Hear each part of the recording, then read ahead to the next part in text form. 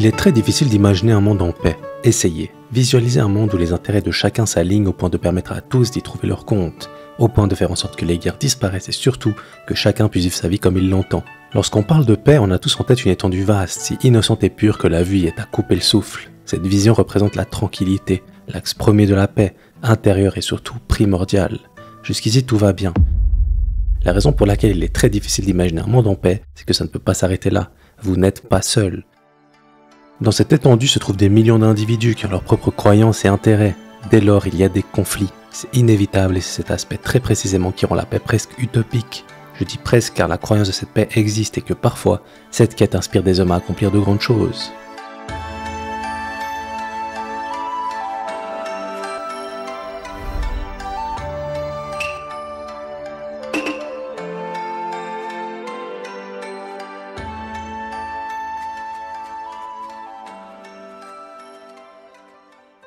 Parmi tous les ninjas ayant marqué l'histoire de Konoha, Jiraiya est particulier par sa philosophie et ses valeurs.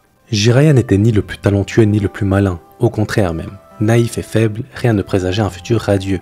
Pourtant, il deviendra un des ninjas les plus puissants du village. Comment expliquer ça? Lorsqu'il était enfant, Jiraiya avait soif d'aventure et d'entraînement, et pendant l'un d'entre eux, le destin va frapper si fort que son existence tout entière sera chamboulée. Jiraiya s'entraîne pour utiliser la technique de la transportation. C'est une technique qui permet, comme son nom l'indique, de transporter quelqu'un ou quelque chose à travers un seau. C'est pas anodin. Il décide de s'entraîner à celle-ci car c'est une technique extrêmement difficile, et les ninjas la maîtrisant à la perfection sont très peu nombreux. En d'autres termes, pour un enfant comme lui, s'il parvient à la maîtriser, alors il sera par définition un grand ninja. C'est très théorique, mais ça montre déjà à quel point Jiraiya était motivé. Le problème de cette technique, c'est qu'elle influe sur l'espace-temps. En effet, pour invoquer quelque chose se trouvant à des kilomètres, il faut la téléporter. Vous voyez tous ces détails pointus et techniques? Jiraiya n'en a que faire. Il est jeune et veut la maîtriser, donc il s'entraîne. Il s'entraîne et va aller jusqu'à l'essayer. Sauf que, comme dit précédemment, un saut est nécessaire. Aussi appelé contrat, c'est ce qui va permettre de contenir le chakra et d'assurer le bon fonctionnement de cette technique au travers de l'espace-temps. C'est la clé, mais Jiraiya n'a pas fait de contrat et va être téléporté. Pour que vous compreniez à quel point c'est une dinguerie, même Sarutobi, son sensei, ne connaît pas les conséquences que d'essayer cette technique sans saut. Jiraiya va être téléporté dans un endroit très spécial, et c'est de ça que je vous parlais quand je vous disais que le destin allait frapper fort, le mont Myoboku. Il aurait pu être téléporté n'importe où, ou pire rester bloqué. Il arrive dans ce lieu légendaire, introuvable pour quiconque tenterait de s'y aventurer. C'est la terre des crapauds ancestraux vivant des centaines d'années et étant les maîtres du Senjutsu, l'art des sages. Jiraiya est le premier enfant à mettre les pieds dans ce lieu. C'est déjà fou en soi, mais le pire c'est qu'il était attendu par Gamamaru, maître des lieux et grand sage crapaud. Jiraiya ne va pas le voir tout de suite, il va être reçu par Fukasaku, un crapaud se situant juste en dessous du grand sage hiérarchiquement. Celui-ci lui expliquera tout. Gamamaru prévoyait non seulement son arrivée, mais aussi de lui donner une prophétie. Il est l'élu.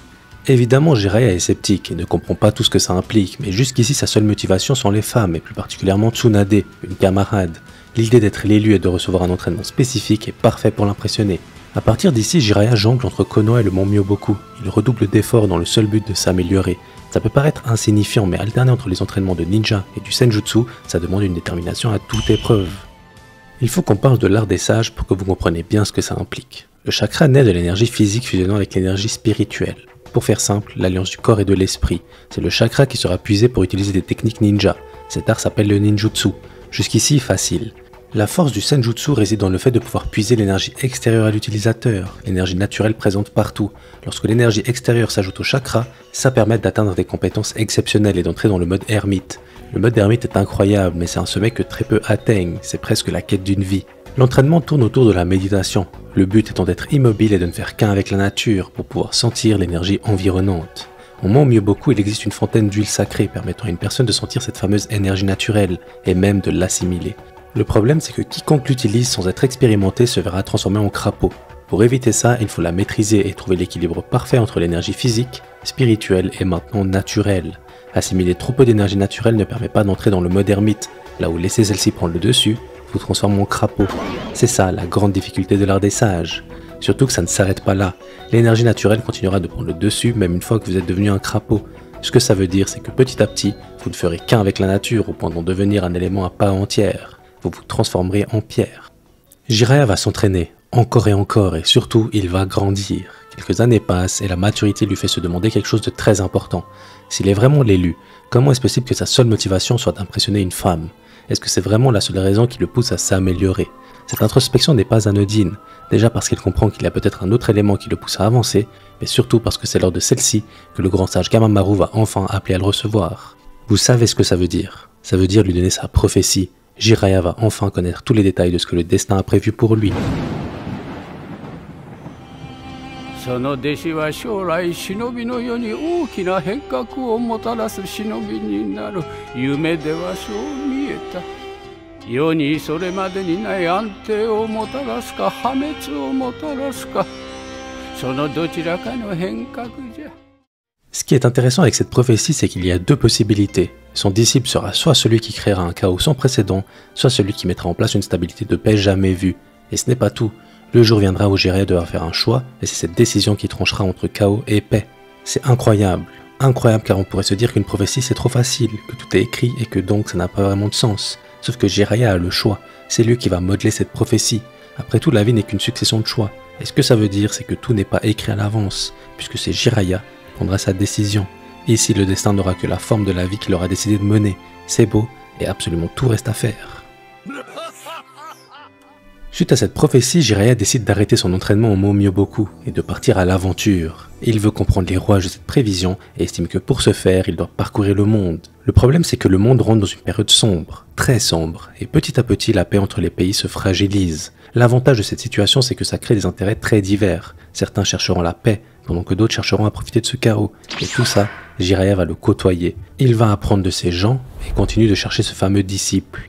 Ça peut paraître absurde, forcément qu'il ne le trouvera pas en le cherchant. Alors pourquoi? Pourquoi Jiraiya n'arrive pas à se l'enlever de la tête? Il faut comprendre que Jiraiya n'a jamais eu de quête, de but. Sa seule motivation jusqu'ici était une femme. Et là on vient de lui donner l'aventure d'une vie. Il est l'élu d'une prophétie qui va bouleverser le monde. C'est tellement gros qu'il n'arrive pas à se détacher de la recherche de son disciple. Il donne tout. Évidemment il ne trouvera pas ce qu'il cherche, mais c'est une expérience très enrichissante qui lui a permis de comprendre les enjeux politiques et surtout humains. Il revient à Konoha dans l'optique de véritablement aider le monde à trouver la paix. Naturellement, il gravit les échelons et devient Jonin avec Tsunade et Orochimaru, les anciens camarades de son équipe. Ce grade, c'est pas seulement un pouvoir hiérarchique, c'est véritablement l'élite d'un pays. Le rang le plus haut hormis le Kage, le dirigeant du pays, et le commandant de Jonin. En plus de tout ça, c'est un honneur car pour devenir Jonin, il faut être recommandé, non seulement par le Kage, normal, mais aussi par les villageois du pays en question. Et ce n'est que lorsque les deux parties estiment qu'un ninja est digne de devenir Jonin qu'il peut obtenir ce grade. Ce que ça implique, c'est pouvoir partir seul en mission et gérer les missions les plus compliquées du pays. Les rangs S. Mais ce n'est pas tout, ils peuvent aussi devenir formateurs et à leur tour devenir les sensei d'une équipe de 3 genin. Vous vous doutez bien que Jiraiya va sauter sur l'occasion, et comme l'univers fait bien les choses, parmi ces 3 élèves se trouve quelqu'un de prometteur. Et je pèse mes mots, en réalité il n'est pas juste prometteur, il s'avère qu'il va devenir un des ninjas les plus respectés et puissants de Konoha, Minato Namikaze. Il deviendra la pupille de Jiraiya, et celui-ci va tout lui apprendre, car évidemment, il pense qu'il est le disciple de la prophétie. Le truc c'est que tout ça, ça prend du temps. Minato doit grandir et cette histoire de prophétie ne peut pas être au premier plan, elle doit forcément se passer sur des décennies. Ce que ça veut dire c'est que pendant l'entraînement de Minato, le temps passe et un événement sans précédent va avoir lieu. Je vous parlais du climat très tendu du monde et ce qui devait arriver arriva. La deuxième grande guerre ninja commence. Il faut savoir que cette guerre sera sanglante, mais un endroit en fera un peu plus les frais. Ame, le village caché de la pluie. Il y a plusieurs raisons à cela. Déjà son chef, Hanzo. C'est un homme dur qui tient le pays d'une main de fer, il n'a aucune pitié et la mort ne lui fait pas peur. Cette philosophie fait que son pays souffre forcément d'une guerre. Mais le point qui fait que c'est très compliqué à Ame, c'est surtout sa position géographique. Ame est situé pile entre 3 énormes pays ennemis. Évidemment, lorsque ceux-ci s'affrontent, le village caché de la pluie se transforme en un champ de bataille. Jiraiya va participer à cette guerre et justement, il combattra à Ame. Il combattra à Ame et fera face à Hanzo. Hanzo est extrêmement puissant et il va annihiler les forces de Konoha présentes ce jour-là. Les seuls survivants sont Jiraiya, Tsunade et Orochimaru. Ils n'ont pas survécu de par leur victoire ou leur fuite. Non, ils ont survécu car Hanzo a reconnu leur foi. Il a reconnu qu'ils étaient dignes dû à leur survie et a décidé de les épargner. Mais ce n'est pas tout. Il va les récompenser pour ce qu'il considère comme un exploit et les nomme Sannin légendaires. C'est ce fait d'armes qui va propulser ces 3 ninjas aux yeux du monde puisque désormais, ils sont célèbres. Ils ont combattu et gagné le respect d'Hanzo, un des hommes les plus influents et puissants de la planète. C'est la preuve qu'ils sont devenus de grands ninjas. Après ce fameux combat face à Hanzo, 3 enfants d'Ame approchent et racontent leur histoire. Ils sont devenus orphelins durant la guerre et ont besoin d'aide pour survivre. Ils veulent être entraînés, car le ninjutsu est la seule perspective de survie qu'il leur reste. Orochimaru propose de les tuer. Pas par cruauté, non. Simplement pour mettre fin à leur souffrance. Mais là où Orochimaru veut les préserver par la mort, Jiraiya décide de les protéger en les accompagnant. C'est la première dualité très intéressante car dans une même optique de protection, les deux hommes ont deux manières complètement différentes de faire. Yahiko, Konan et Nagato, ce sont les prénoms des enfants en question, et Jiraiya va rester avec eux 3 ans. Ce qui fascine Jiraiya au-delà de leur volonté de survivre, c'est que chacun d'entre eux incarne un aspect différent de la quête de paix qu'il poursuit depuis si longtemps. Yahiko représente l'action, la puissance nécessaire au changement, il est le premier à combattre l'injustice, à vouloir agir. Sa vision de la paix passe par la protection des autres, par des actes plutôt que des paroles. Konan incarne l'équilibre, la capacité à maintenir l'harmonie. Là où Yahiko pousse à l'action et où Nagato hésite, elle est celle qui trouve le juste milieu, qui permet au groupe de rester unis malgré leurs différences. Elle représente cette stabilité cruciale à toute paix durable. Enfin Nagato. Avec sa sensibilité très développée, il symbolise la compréhension profonde nécessaire à la paix. Sa capacité à ressentir la souffrance des autres est précisément ce qui pourrait permettre de briser le cycle de la haine ou de le perpétuer. Ensemble, ils forment un tout qui donne espoir à Jiraiya. Pour la première fois, il voit dans ces 3 orphelins non pas juste des élèves, mais la preuve vivante que la paix qu'il imagine n'est pas qu'une utopie. On ne se rend pas forcément compte, mais 3 ans c'est énorme. Rien que la première nuit, ils discutent de la guerre et des dégâts de celle-ci. Yahiko est très déterminé. Il joue les durs et s'empêche de pleurer. Il veut changer les choses. Il veut protéger tout le monde. Ce qui est intéressant ici, c'est que bien que ce soit les paroles d'un enfant et que protéger le monde soit utopique, il montre l'aspect bienveillant avec lequel il traite son vécu. Il ne veut pas se venger. Il veut faire en sorte que personne n'ait à vivre son expérience. Il faut savoir que c'est lui, le meneur des 3, et que cette philosophie s'impose naturellement en eux. Cette même nuit, un ninja attaque les enfants et les menace.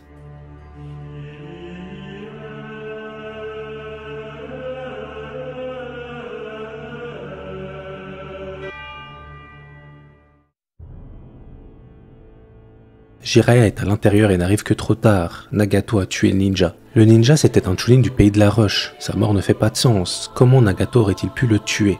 Ses yeux. Dans ce monde, il existe les dojutsu. Ce sont des techniques ninja passant par les yeux. C'est héréditaire, très rare et surtout extrêmement puissant. Le plus fou ici, c'est que Nagato possède le plus rare et le plus fort, le Rinnegan. Ce sont les yeux que possédait le sage des 6 chemins, le père de tout ninja car créateur de tous les jutsu connus. J'ai menti, c'est pas le plus fou. Le plus fou, c'est la légende entourant ses yeux. Il est dit qu'un utilisateur du Rinnegan n'apparaît que lorsque le monde est corrompu et qu'il pourrait soit devenir une force de création divine amenant la paix, ou alors un instrument de destruction si puissant qu'il mènerait au chaos. Ça ne vous rappelle rien? C'est quasi exactement la même phrase que dans la prophétie de Jiraiya, et il n'y a aucun doute pour lui. Nagato est l'enfant de la prophétie. Évidemment, après cet événement, impossible de dormir pour Nagato, et il va avoir une conversation avec Jiraiya. Nagato est quelqu'un de très émotif, et il regrette son geste. Il est tiraillé entre le fait d'avoir sauvé son ami, et celui d'avoir tué quelqu'un. Ici, Jiraiya le rassure et lui dit que grâce à son acte, Yahiko est vivant, et que c'est ça, l'important. Il ajoute que son émotivité est une force, et que c'est grâce à celle-ci qu'il pourra comprendre les gens et véritablement les aider. Ça inspire Nagato qui décide de garder à l'esprit la chose la plus importante, la protection de Konan et de Yahiko, sa seule famille restante. Le lendemain, l'entraînement commence et comme dit précédemment, Jiraiya va rester avec eux plusieurs années. Des liens très forts seront noués et tout s'aspire à la même chose, la paix. Malgré tout, l'entraînement de Nagato est particulier. Là où Yahiko et Konan progressent normalement, lui se démarque. Le Rinnegan n'est pas qu'une pupille légendaire, c'est un don qui change complètement les règles du ninjutsu. Nagato apprend très vite, et surtout, il maîtrise tous les types de chakras naturellement. En temps normal, chaque ninja a une affinité avec un seul élément. Certains, avec beaucoup d'entraînement, arrivent à en maîtriser 2, mais Nagato, il les maîtrise tous. Ce n'est que le début. Le Rinnegan lui permet d'assimiler n'importe quelle technique qu'il voit. C'est comme si ses yeux décomposaient chaque jutsu pour en comprendre les mécanismes. Jiraiya est fasciné, il n'a jamais vu ça. Un tel potentiel dans les mains d'un enfant si sensible, si bienveillant, comment ne pas y voir l'élu de la prophétie? Ce qui est intéressant, c'est que malgré tout, Nagato reste humble. Malgré ses capacités extraordinaires, il ne cherche pas à se démarquer. Son seul but est de devenir assez fort pour protéger Yahiko et Konan. C'est pour ça que Jiraiya y croit, car pour lui, l'enfant de la prophétie ne doit pas seulement être puissant, il doit avoir le cœur pur et c'est le cas de Nagato. Pendant tout ce temps, Jiraiya va leur insuffler sa philosophie. Je vous disais précédemment que c'était utopique que les humains puissent un jour tous se comprendre et vivre paisiblement, mais c'est précisément ça, le rêve de Jiraiya. Il y croit dur comme fer et c'est ça, son Indo. Le temps passe et il est l'heure de dire au revoir. Les 3 enfants sont devenus suffisamment puissants pour évoluer seuls et parvenir à leurs objectifs. Yahiko qui ne pleure jamais aura des larmes, là où Nagato qui pleure tout le temps n'en aura pas. C'est intéressant car ça montre l'évolution de leur personnalité. Yahiko est devenu plus tendre dû à ce cadre bienveillant, là où Nagato grâce à celui-ci aussi a pu durcir sa personnalité. Konan quant à elle a bien évolué aussi et reste l'exacte balance entre les deux. Une seule chose est sûre, les trois sont extrêmement reconnaissants envers Jiraiya. Son départ ne change rien à leur routine, ils continuent de s'entraîner et rêvent d'un monde meilleur, sauf que ces trois enfants ne sont pas ordinaires, ils ne vont pas s'arrêter à un fantasme. À peine adultes, ils passent très vite à l'action pour changer les choses. Ils créent une organisation, l'Akatsuki. Leur but, amener la paix sans effusion de sang, d'où le nom qui signifie l'aube, le rêve d'un lever du jour paisible sur le monde. Ils vont recruter tous les ninjas voulant l'harmonie à Ame. L'objectif étant de mettre en place des traités avec tous les pays et de faire en sorte que cette organisation soit véritablement le pont entre ceux-ci et la paix. Ils vont commencer par Ame, leur lieu d'origine. L'Akatsuki obtient une réunion avec le chef du village caché de la pluie, Honzo. Je vous ai déjà parlé d'Honzo, mais j'ai omis un détail important. Il est parano. C'est peut-être la clé de sa réussite en tant que chef du village, mais il est à cran sur tout ce qui se passe autour de lui, et n'importe qui s'approche est fouillé au peigne fin. Ça a son importance, puisqu'ici, il voit l'Akatsuki, une organisation purement bienveillante, comme une menace. Il veut les annihiler, et cette réunion, c'est un piège. Honzo va s'allier à Donzo, un haut placé de Konoha qui veut prendre la place du Hokage. Là où Honzo doit l'aider pour ça, Donzo a amené l'Anbu pour anéantir l'Akatsuki. L'Anbu, c'est une unité spéciale masquée spécialisée dans la manipulation et l'assassinat, composée uniquement de profils hautement talentueux. Honzo kidnappe Konan et menace de la tuer si le chef de l'organisation ne se donne pas la mort. Il lance sa kunai et pointe Nagato. C'est lui qui doit porter le coup final. Évidemment, Nagato ne peut pas le faire. Il est figé. Tout va trop vite et il se demande comment tout ça a pu arriver. Le but de sa vie est de protéger ses deux amis et ici, il doit faire un choix entre Yahiko et Konan. Tout est chamboulé.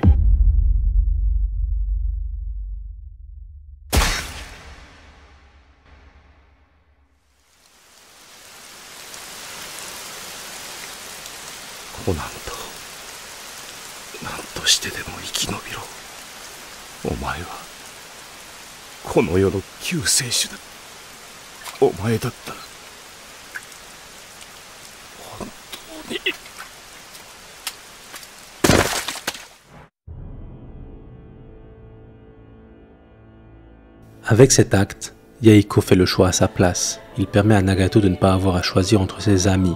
Le problème c'est qu'Hanzo avait prévu de tous les tuer quoi qu'il arrive et que cette menace envers Konan n'était que pur sadisme. Yahiko est mort en vain et Nagato découvre la noirceur sans fin des dirigeants de ce monde. Il craque. Le truc c'est que Nagato a appris à contrôler ses yeux et connaît les rouages de ceux-ci. Vous savez ce qui se passe quand l'héritier du Rinnegan perd son sang-froid? La destruction.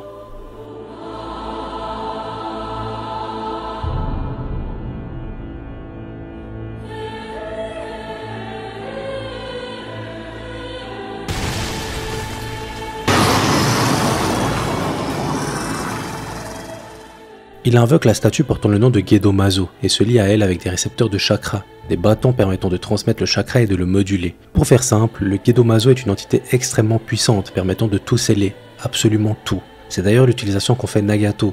En sacrifiant une partie de son chakra, il le contrôle et va aspirer l'âme de quiconque se fait toucher par l'attaque du Gedomazo. C'est si puissant qu'il va non seulement tuer tout le monde, mais aussi et surtout faire fuir Hanzo. Il ne reste que lui et Konan. Il faut savoir que la technique permettant d'invoquer le Gedomazo est irréversible, qu'à présent Nagato est lié à cette statue jusqu'à sa mort. Dû à l'absorption de son chakra, son apparence change. C'est véritablement l'élément qui symbolise la cassure entre Nagato et son lui du passé. Le pas a été franchi et quelque chose a été brisé. Il abandonne son prénom et prend le surnom de Pain. Nagato est mort.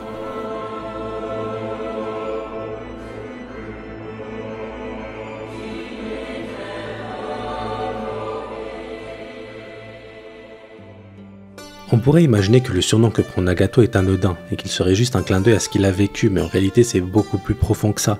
Pain ne symbolise pas la souffrance qu'il a subie, mais bien celle qu'il devient. Son surnom signifie la souffrance qu'il juge nécessaire pour atteindre la paix, et c'est lui la matérialisation de celle-ci. Son objectif est toujours d'atteindre la paix, mais ce sont les moyens d'y parvenir qui ont changé. Il désirait y arriver dans la bienveillance, mais dorénavant, il va l'imposer de force. Il a compris que le cycle de la haine ne cessera de tourner et que la philosophie de Jiraiya est naïve. Seul le désespoir peut amener quelqu'un à vouloir la paix. On peut se demander pourquoi Nagato continue de suivre cette quête de paix. Il pourrait simplement chercher à se venger et à annihiler le monde, alors pourquoi s'obstiner? La première raison c'est Jiraiya. Il lui a dit qu'il était l'enfant de la prophétie. Nagato est celui qui doit imposer la paix, et bien qu'il rejette tout du passé, être l'élu est un fardeau qui le dépasse et qui perdure forcément dans son ego.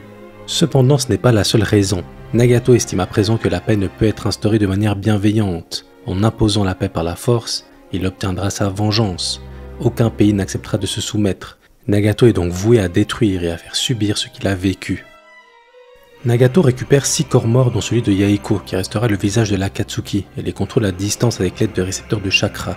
C'est la naissance des Pain Rikudo. Pourquoi 6 ? Parce que le Rinnegan possède 6 pouvoirs distincts et c'est aussi pour cette raison que le créateur du ninjutsu dont je vous ai parlé précédemment s'appelait le sage des 6 chemins.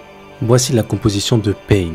Tendo ou chemin divin, c'est le corps principal de Pain, son pouvoir concerne la force d'attraction et de répulsion. Shurado ou chemin Ashura, il possède le pouvoir mécanique, la matérialisation de membres supplémentaires et autres outils. Ningendo ou chemin humain, la possibilité de lire l'esprit de quelqu'un en retirant son âme. Shikushodo ou chemin animal, le pouvoir de l'invocation, que ce soit des animaux géants ou même directement Conan et les Pain. Gakido ou chemin démon, l'absorption de chakra quelle que soit la forme. Enfin, Jigokudo ou chemin des enfers, permettant d'utiliser le roi des enfers. Ce roi permet d'utiliser le pouvoir de l'interrogation et du rétablissement. L'interrogation peut sonder l'ennemi et connaître la vérité, et le rétablissement permet de guérir toute blessure. Nagato étant devenu Pain, l'Akatsuki prend aussi son tournant.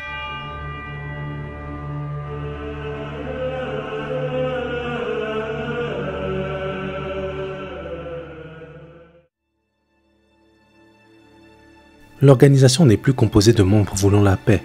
À leur place se trouvent des déserteurs extrêmement puissants, des rangs S. Ils se livrent à des missions de mercenaires pour financer le plan permettant d'atteindre le but ultime de Pain.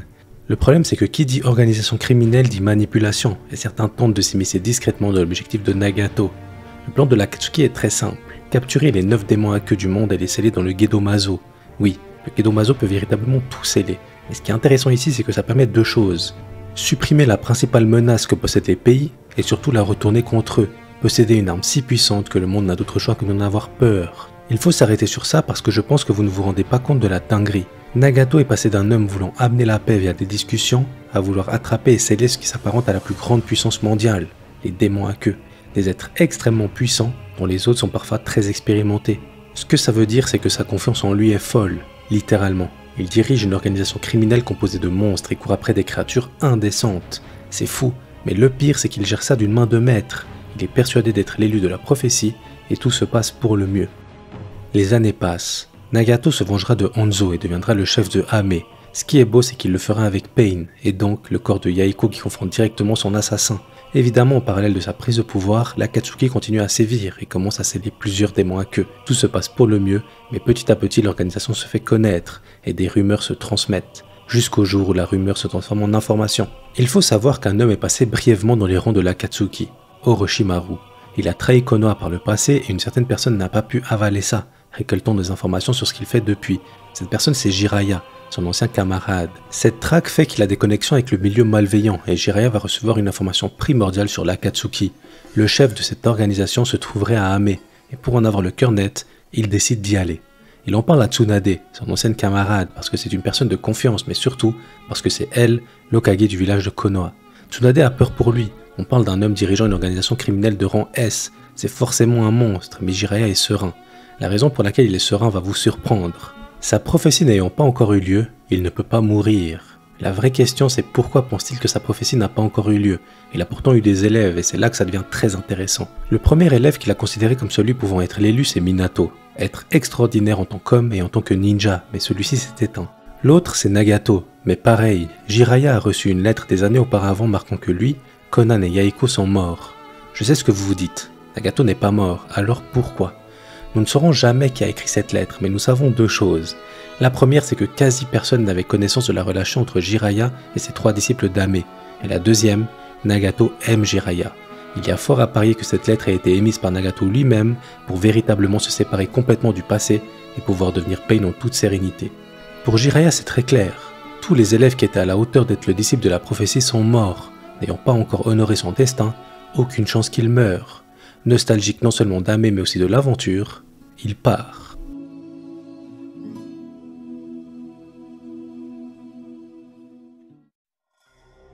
Il pleut.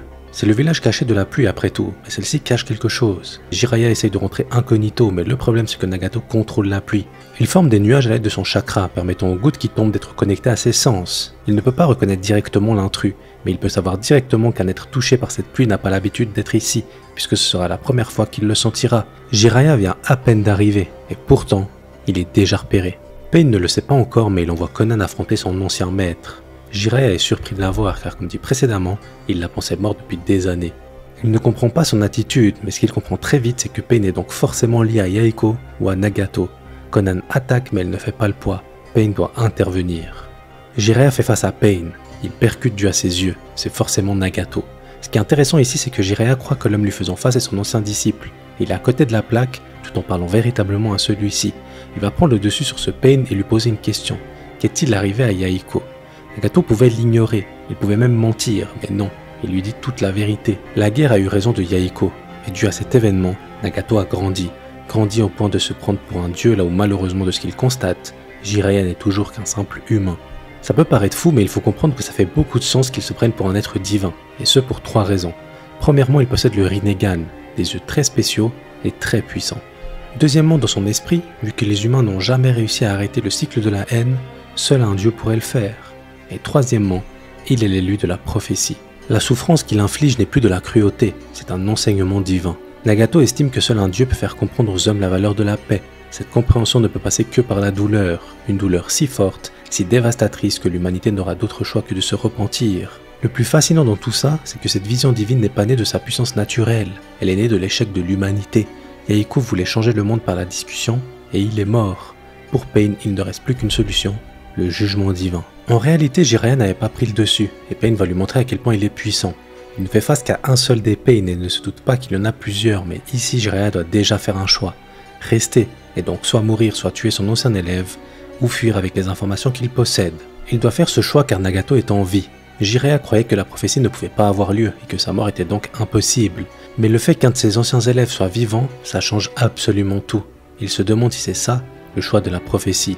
Il choisit de combattre malgré le poids de cette décision et invoque Fukasaku et Shima, 2 ermites crapauds. Jiraiya ne maîtrise pas parfaitement le Senjutsu et pour pouvoir l'utiliser de manière efficiente, il a besoin d'eux et même comme ça, il se transforme légèrement en crapaud. Cependant, maintenant qu'il combat en mode ermite, il est puissant, très puissant.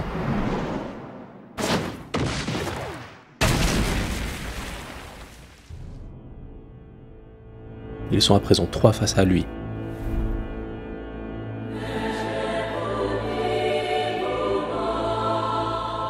Jiraiya s'en sort bien, mais aucune de ses attaques ne touche. Pain a toujours une longueur d'avance et Jiraiya finit par comprendre qu'ils partagent leur vision. Il décide de fuir pour gagner du temps et établir une stratégie car c'est une technique qu'il n'avait jamais vue auparavant. Les ermites crapauds décident d'user de la ruse pour attaquer avec un genjutsu. Nagato ne peut pas s'y attendre. Il ne peut pas s'y attendre car Jiraiya a toujours été nul dans les techniques d'illusion. Ça va fonctionner. Il réussit et tue les 3 Pain.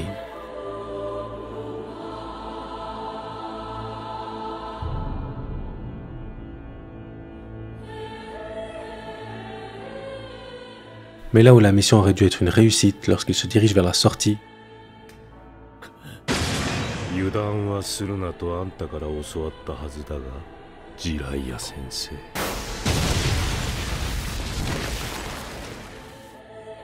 les 6 Pain se montrent. La préoccupation principale des ermites crapauds, c'est la résurrection aussi rapide et efficace des 3 corps précédents.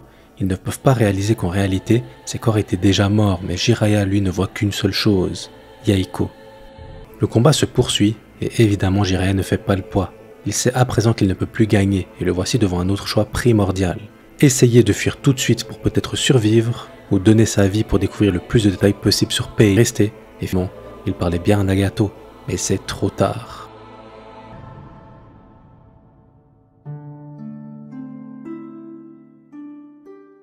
Jiraiya n'a plus de force, et ne peut même plus parler. Il est au bord de la mort. Le plus fou, la prophétie lui avait donné le choix, et Nagato a fait le sien. Il est devenu ce que le grand sage crapaud avait prédit, l'incarnation du chaos. Quelle ironie! Jiraiya agit sur le sol, et ses yeux finissent par se fermer. Son cœur s'arrête. Entre 2 mondes, Jiraiya va revivre sa vie passée comme un rêve, de son enfance à ses amis, de ses disciples à ses maîtres, jusqu'à réaliser qu'il a échoué à trouver le bon disciple.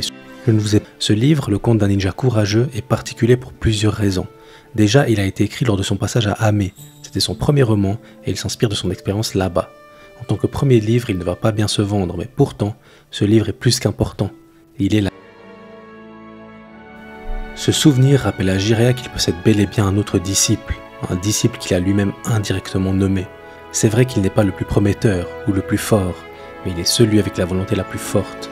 Jiraiya réalise enfin que c'est ça l'élément qui compte, la volonté. Jiraiya en est sûr, Naruto est bel et bien l'homme qui n'abandonnera jamais. Et puisqu'il n'abandonne jamais, et que forcément un élève hérite sa philosophie de son maître, qui est-il pour abandonner? L'important, c'est qu'il a fait le choix de ne pas abandonner et que c'était ça, le choix primordial de sa destinée. On peut regarder en arrière et éprouver des regrets, mais dès lors qu'on choisit de ne pas abandonner, on est forcément tourné vers l'avenir. C'est à ce moment précis que l'histoire passée se transforme en un souvenir inestimable. Fukasaku arrive à Konoha avec le message de Jiraiya. Tsunade comprend deux choses. Son ami est mort et cette information est primordiale due à son sacrifice. La mort d'un Sannin n'est pas qu'une perte anodine, c'est un symbole qui s'effondre. Ils finissent par déchiffrer le code, le vrai n'est pas parmi eux.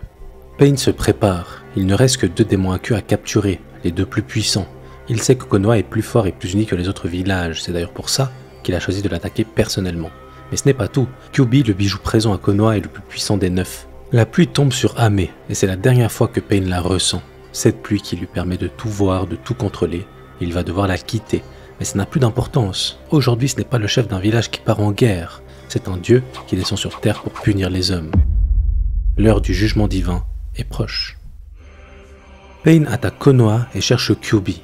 Il transforme le village en véritable champ de bataille avec ses 6 corps, mais une seule chose est sûre, personne ne parle. Le problème c'est que tant que personne ne parle, Pain continue de chercher, et dès lors que quelqu'un ne répond pas à sa question, il meurt. C'est aussi simple que ça, et les dégâts vont se démultiplier. La personne que Pain cherche, c'est Uzumaki Naruto. Oui, la personne qui porte les derniers espoirs de Jiraiya, est aussi l'homme qui porte Kyuubi en lui, mais Naruto n'est pas à Konoha. Il était très clair que l'Akatsuki viendrait pour Kyuubi, vu que ça a déjà été le cas par le passé. Naruto est parti s'entraîner pour être à la hauteur de l'attaque. Pain tombe sur Kakashi, un ninja légendaire de Konoha. Le problème c'est que Kakashi c'est probablement un des ninjas les plus respectés, et surtout un des plus forts du village. Il était pressenti pour devenir Hokage avant Tsunade, et ici, il se fait pulvériser. Vous imaginez ce que ça sous-entend concernant la puissance du chef de l'Akatsuki? Tout le village est à feu et à sang. Kakashi vient de perdre. Pain fait face à Tsunade, elle se rappelle de lui, l'enfant d'Ame. Encore une fois, Pain demande où est Naruto, et encore une fois, il n'obtient pas de réponse. La seule chose qu'il reçoit, c'est une énième confrontation. Konoha se battra jusqu'au bout. Dans cette conversation, il se passe 2 choses. La première, c'est que Ningendo, le Pain pouvant lire l'esprit de quelqu'un, trouve la localisation de Naruto, le mont Myoboku. Et la deuxième, c'est que Tsunade réagit exactement comme n'importe qui avant elle face au discours de Pain sur Ame. Elle dit que dans toutes les guerres, les 2 côtés souffrent et que ce ne sont que des excuses pour justifier ses actes. En disant ça, elles ne se rendent pas compte, mais elles participent activement à la boucle de haine que Nagato veut abolir, car les guerres partent forcément toujours d'une excuse. Oui, Nagato y participe activement avec ses actions, mais lui, il veut que ce soit la dernière fois. Et ça, seul quelqu'un qui a autant souffert que lui peut le comprendre. Face à Tsunade, Pain réalise qu'elle n'a rien compris, et que par extension, Konoha n'a rien compris. Il était venu pour Naruto, et allait véritablement partir pour le mont Myoboku. Mais apparemment le village n'a jamais subi assez de souffrance pour comprendre la sienne.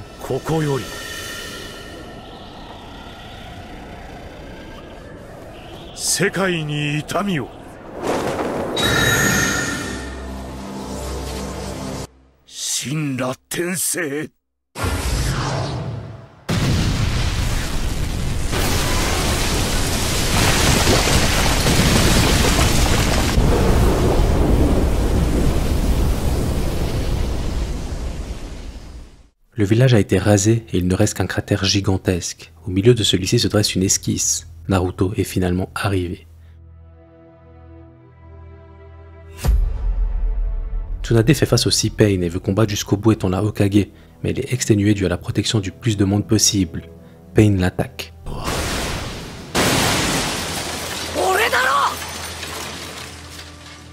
Naruto protège Tsunade et surtout détruit un des Pain en un seul coup. Naruto est devenu un ermite comme Jiraiya, mais plus encore, il l'a surpassé. Là où Jiraiya se transformait légèrement en crapaud, Naruto balance parfaitement son chakra avec l'énergie naturelle. Pour la première fois, Nagato voit Naruto, la dernière pièce du puzzle et surtout, l'autre élève de Jiraiya. Pain mentionne qu'Ila, lui aussi était sa pupille, et qu'entre disciples du même maître, ils devraient se comprendre autour de ce que voulait Jiraiya, la paix. Sauf qu'ici Naruto a perdu des proches, son village vient d'être rasé. La paix qu'il désire n'a rien à voir avec la tragédie que vient de provoquer Pain. Le combat bat son plein.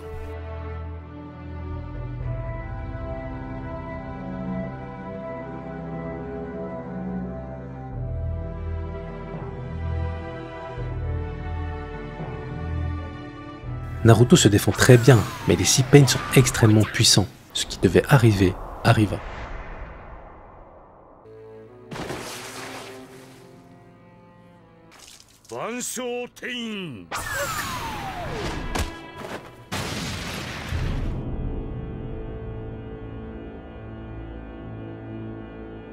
Nagato profite de ce moment pour discuter avec Naruto à travers Pain. Il lui explique son but. Un but quand même son maître Jiraiya n'a pas réussi à atteindre. Créer une véritable paix dans le monde et surtout, appliquer la justice. Ce qui est particulier ici, c'est que Naruto a exactement le même but. Il veut atteindre la paix. Ce n'est que la manière qui diffère. Il lui dit d'ailleurs que son objectif c'est de faire tomber Pain pour ensuite amener la paix dans le monde shinobi. Naruto a perdu des proches et son village a été rasé. Il veut appliquer la justice qui lui semble juste. Pain étant le mal qu'a subi Konoha, il doit payer pour ses actes. C'est à ce moment précis que Nagato va lui répondre la stricte vérité. Lui aussi, il a perdu des proches et son village a été rasé, et ce par Konoha. Tout ça pendant une guerre censée être pour la paix. Pourquoi les grandes nations devraient-elles être les seules à pouvoir parler de paix? Naruto et Nagato sont les deux faces d'une même pièce. Ils désirent tous les deux ce que désirait leur maître Jiraiya. Ce qui est intéressant ici, c'est que Naruto comprend Pain, au point où il va simplement écouter ce qu'il a à dire. Et ça, c'est très important parce que Nagato ne le sait pas, mais il a en face de lui quelqu'un qui sait ce que c'est que la souffrance, et c'est pour cette raison que Naruto se tait. Nagato va expliquer le cycle de la haine en prenant leur exemple. L'injustice qui a été délivrée sur Konoha est en réalité la même que celle que Naruto veut appliquer sur Pain. Ils ont tous les deux été marqués par la souffrance, celle qui vous pousse à vouloir changer les choses. Mais dès lors que la justice se fait sous couvert de vengeance, elle ne fait que perpétuer ce qu'elle prétend combattre. C'est de là que naît le cycle de la haine. Là où le rêve de Jiraiya c'était de croire en la possibilité qu'un jour les humains puissent se comprendre, Nagato estime que l'expérience passée est la preuve que ça n'arrivera jamais. Et ça, c'est fort car il a véritablement essayé avec l'Akatsuki. Yahiko, Konan et lui ont en réalité été bien plus loin dans cet objectif que Jiraiya et ils ont fait face à la réalité des choses. Là où Naruto n'a pas de réponse, Nagato a quant à lui toutes les solutions. En réalité, il a formé l'Akatsuki pour ça. D'abord avec la parole, puis lorsque ça a échoué, par la force. Ce dont il a besoin pour mettre son plan d'exécution est face à lui, Kyuubi. Avec les 9 démons à queue, il mettra en place une arme qui pourra détruire un village entier en un seul coup. Il fera pleuvoir la même souffrance qu'il a vécue, pour que tout le monde puisse enfin comprendre à quel point la paix est primordiale. Naruto croit toujours en les mots de Jiraiya, et même s'il n'a pas de réponse, il sait que ce que fait Pain est forcément faux, mais c'est trop tard. Puisqu'il n'a pas reçu de réponse, la scène reste forcément la meilleure solution, et Pain décide de mettre un terme à la conversation pour enfin récupérer Kyuubi. C'est au tour d'une des proches de Naruto de venir à son aide, mais le problème c'est qu'Hinata est bien trop faible pour faire face à Pain. Le truc c'est que jusqu'à maintenant, Naruto n'a pas eu à véritablement faire face à la tragédie. Il est arrivé juste après et a su garder son calme à ce facteur très précis, mais là, il voit Pain annihiler Hinata sous ses yeux.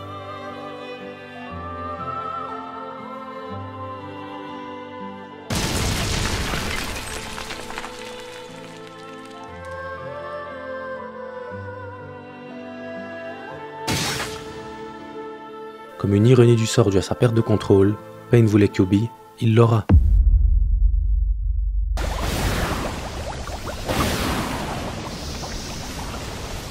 Kyuubi no chikara ka. Ikari de Naruto to kou suru you da na. Iku zo!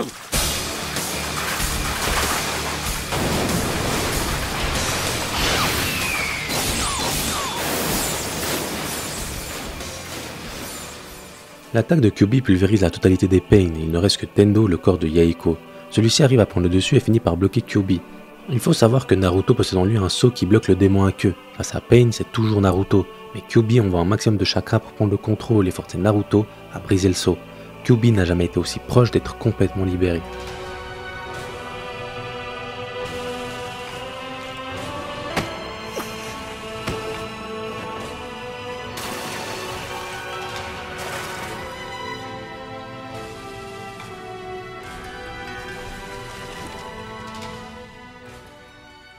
Face au dernier sceau qui empêche Kyuubi de se libérer, le chakra de Minato, scellé depuis tant d'années, se manifeste. Le 4e Hokage apparaît devant son fils. Naruto a beaucoup souffert, et ce qu'il faut comprendre c'est que toute cette souffrance naît principalement du fait que Kyuubi a été scellé en lui. Naruto explose d'émotion et s'ouvre à son père. Ce qui se passe ici c'est que Naruto fait enfin face à quelqu'un de sa famille, quelqu'un à qui il peut tout dire sans réfléchir, ça n'était jamais arrivé. Minato le rassure et lui explique pourquoi elle a scellé Kyuubi en lui, et la raison est très simple. C'est son fils. Ça peut paraître bête, mais en réalité ça veut tout dire. Un parent croit en son enfant, et ce, dès le premier jour et jusqu'au bout. Ils discutent et parlent du cycle de la haine. Minato explique que c'est ce cycle qui a créé Pain et que un ninja s'est confronté à la haine, mais Jiraiya a mis ses espoirs en Naruto pour qu'il mette fin à celle-ci. Le problème c'est que Naruto ne peut pas pardonner Pain après tout ce qu'il a fait. Il est complètement perdu. お前ならその答えを見つけられる。俺はお前を信じている。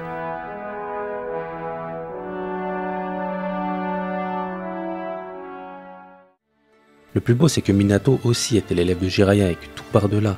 Sa philosophie perdure et permet à chacun d'entre eux de ne jamais abandonner. Le chakra de Minato s'épuise, il répare le sceau de Kyuubi et disparaît. Dès lors, Naruto reprend le contrôle. Il fait face à Tendo, le premier Pain, et c'est très symbolique car Yahiko est quelqu'un qui a toujours cru à la philosophie de Jiraiya, et ce, jusqu'à son sacrifice. Cette fois, c'est Naruto qui veut discuter, mais il désire le faire avec la vraie personne derrière les Pain. Cette requête peut paraître anodine, mais en réalité le fait que Naruto sache qu'une personne contrôle les Pain à distance est un véritable problème pour Nagato. Imaginons que les Pain perdent. Il n'y a aucune conséquence vu qu'il est caché, il pourrait les rematérialiser. Là, il ne reste qu'un Pain et Naruto sait que Nagato se cache quelque part. Il faut impérativement le battre, sinon il devient vulnérable. Cette donnée, et face au dernier Pain alors que son mode ermite s'estompe, Naruto va le démontrer avec sa technique emblématique.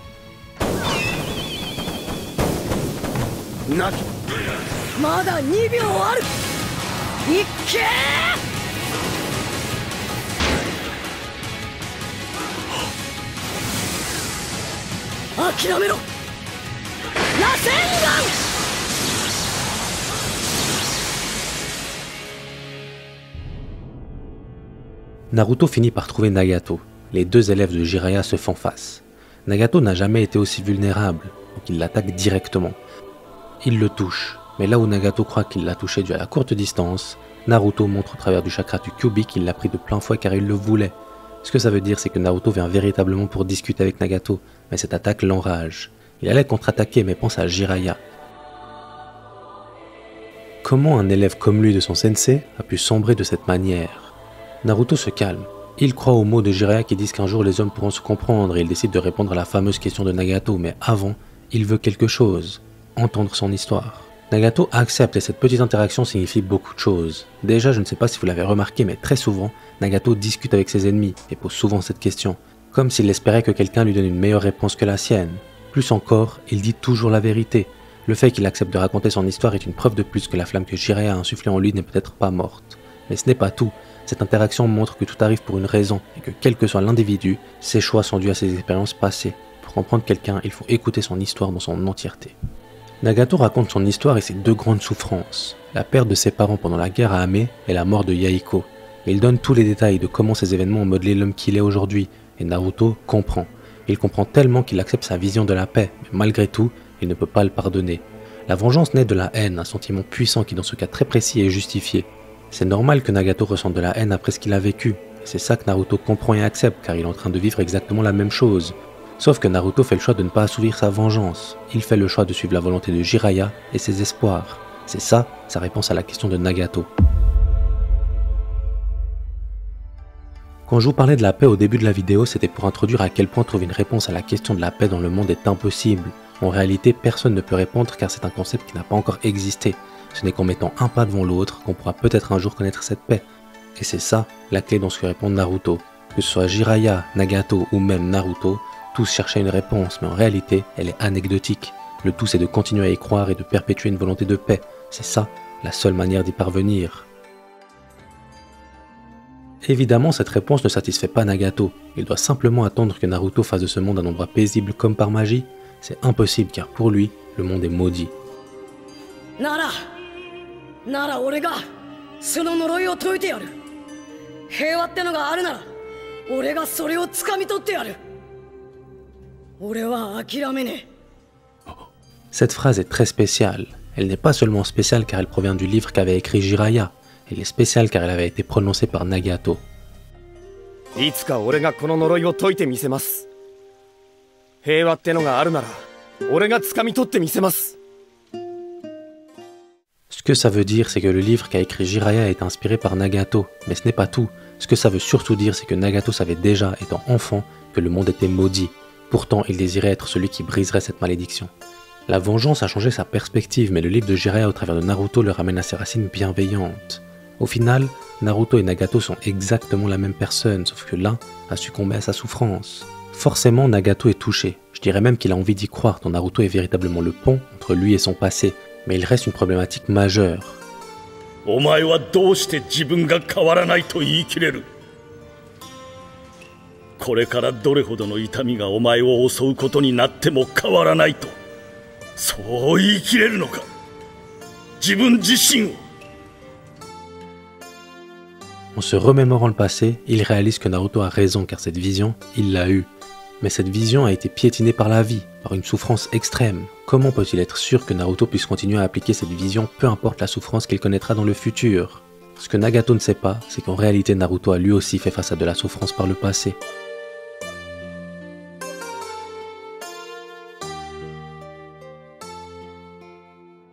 Naruto n'a jamais changé, peu importe ce qu'il a vécu, et Nagato voit en lui ce que serait son histoire s'il n'avait pas sombré. Cette vision, ce miroir est la preuve irréfutable que Naruto y arrivera, car Nagato a toujours cru en sa propre réussite. Le plus beau, c'est que les deux disciples se faisant face portent le même nom, Uzumaki. Nagato croit désormais en Naruto et va utiliser le Rinnegan pour ressusciter tous ceux qu'il a tués à Konoha, car le pouvoir de ce dojutsu va jusqu'à l'influence de la vie et de la mort. Une lumière verte envahit le cratère qui est devenu Konoha. Les villageois voient leurs proches ouvrir les yeux un à un. Tous ceux qui sont tombés face à Pain reviennent à la vie. C'est un miracle qui dépasse l'entendement. La seule chose qui est sûre, c'est que c'est l'homme qui a massacré Konoha qui vient d'accomplir ce geste. Peut-être que c'est ça, le premier pas vers la compréhension dont rêvait Jiraiya. On pourrait croire que seul Nagato a changé dû à cette rencontre, mais en réalité, Naruto s'est entraîné à combattre Pain dans l'optique de le vaincre, de le tuer. Tous deux étaient dans ce cycle de la haine, et tous deux en ressortent grandis. Ils font le choix ensemble d'y mettre un terme. À cause du chakra monstrueux que demande sa technique, Nagato s'éteint.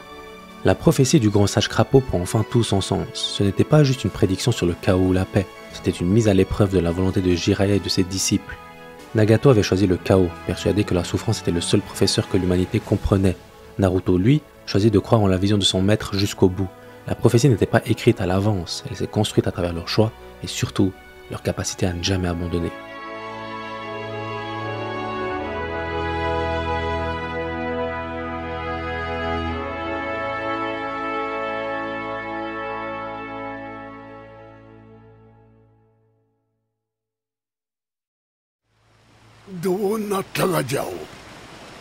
予言通りじゃ。ジライアの弟子二人ともが予言の子として交わり、あの本が本当に世界を変える鍵になるとはのう。